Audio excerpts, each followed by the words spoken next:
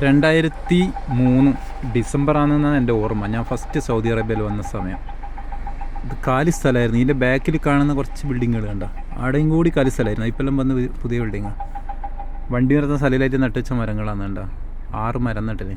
മാഷാ അല്ലാ, നല്ല അടിപൊളിയായിട്ട് ഇപ്പോഴും ഉണ്ട്. അടിപൊളി. ഇത് പണ്ട് ജോലി ചെയ്ത, ഫസ്റ്റ് സൗദി അറേബ്യയിൽ വന്നിട്ട് ജോലി ചെയ്ത വീട്. ആ മേലെ കാണുന്നുണ്ട് ചോന്ന മരത്തിനെ കൊണ്ട് ഇങ്ങനെ മറിച്ചിട്ട്, അത് ഡ്രൈവറുടെ റൂം. ആദ്യം താഴെയാണ് റൂം, താഴെ കാണുന്ന ബ്ലാക്ക് ഡോറ്.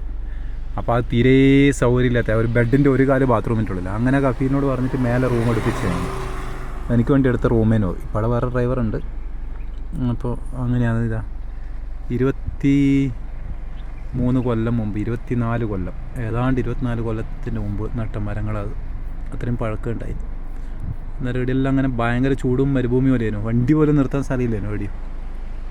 അപ്പുറത്തെ ആ വീട്ടിൻ്റെ ഫ്രണ്ടിൽ കാണുന്ന മരം, അവിടെ വന്നൊരു തമിഴ്നാട്ടുകാരൻ ഡ്രൈവർ ഉണ്ടായിരുന്നു, കുമാർ എന്ന് പറയും. അന്ന് അച്ചൻ കൈ നട്ട മരം അത്, അച്ചൻ കൈ വെച്ച് പിടിപ്പിച്ച മരം. ഇപ്പുറത്തെ സൈഡിൽ ഇത് വേറെ അറിയോ സ്ഥലമാണ്.